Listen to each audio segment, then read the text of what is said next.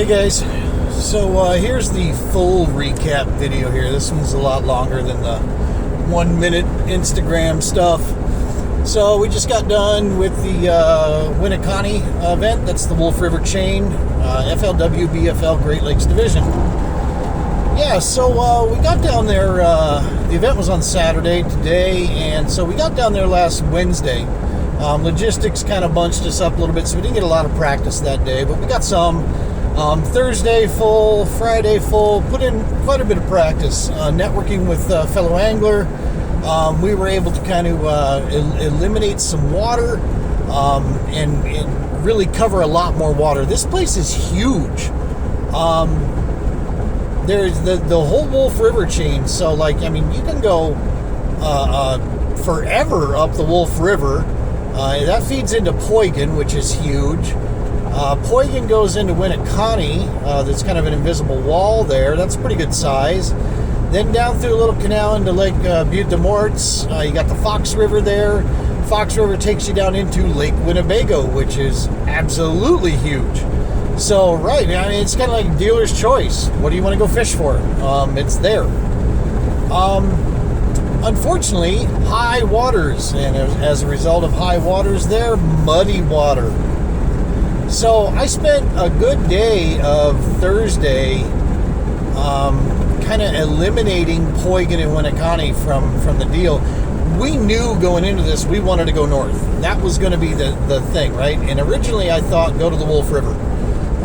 That was going to be my idea, was to run up that river there and just kind of focus up there and see what I could find. So all my initial information that I found online, however, didn't tell me there was a decent population of green and brown bass up there. A lot of other stuff, but not those. I didn't see a lot of mention.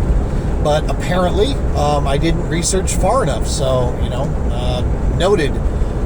There is some fish up there.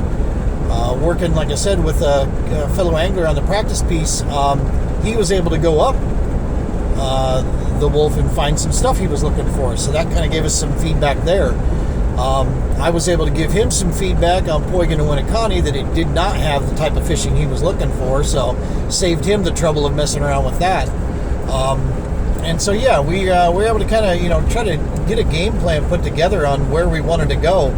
Friday really worked out, man. It looked like there was a pattern going on. Buddy had 25 or so plus spots that could produce. I had 10 or 15 that I really, really liked. And then I felt confident we would go get on this pattern here. Felt confident my co-angler was going to get his limit, that I'd get my limit, and then we could just go, lunker hunting at that point. So for whatever reason, conditions changed. There was a tremendous cold front that popped in. Tournament day here, we were up at 3 a.m. To quote my beautiful wife, no one should be up at 3 a.m. And I must admit that I agree. So we were up at 3, floating by 3:30 or whatever. We had to check in by 4 o'clock. And then we blast off at 5. And at blast off, man, it was 45 degrees. We were all bundled up. And for June, 45 degrees, that was kind of ridiculous. So yeah, that cold front kind of did a few things. One of the cool things that we decided when we went up the Wolf, it was pretty clean water. It was actually very clean compared to Poygan and Winneconne and Lake Butte des Morts. However, on tournament morning, Saturday morning, the Wolf got muddy. It got muddy and cold. Earlier in practice, we were reading 70-degree temps, 69 out in the channel, 70 plus back in the little creeks.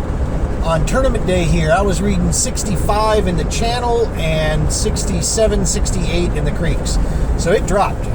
Didn't think a system could do that just overnight, but it sure as heck did. So, at any rate, between the mud and the cold or whatever else and just Murphy's Law, it killed our pattern. So we got out there, hit our, a morning spot that we wanted, got a couple fish, literally off the first cast, boom.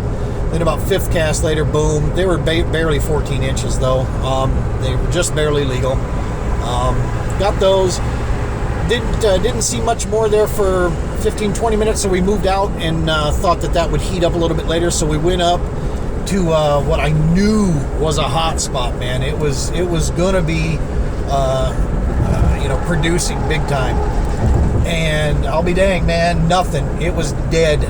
Not so much as even a look from a pike in this whole thing. It was dead. We worked that area and around for a solid hour, and just found nothing. It was the strangest thing. So we went a little bit further up, looking some new stuff, trying to see what we could get, and that, of course, also did not produce. So we turned around and started heading back down the river. Did a little huck finning it by just drifting down and fishing some docks on the way down through, because there was a ton of no wake, which really extended your time up there.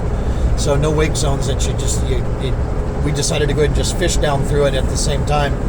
So that didn't produce. We got back to our starting spot and thought maybe that it would heat up a little bit.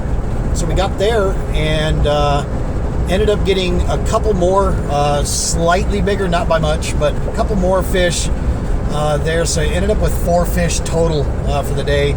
Ridiculously low weight, like 6 pound and change. Pretty crazy.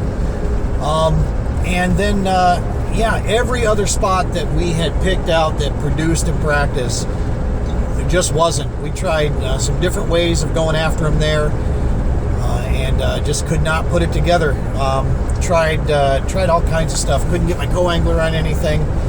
One area that was supposed to have a ton of fish on it, I did hit a 3.5 pounder, or heavy 3 for sure, on that one. But he hit on a spook.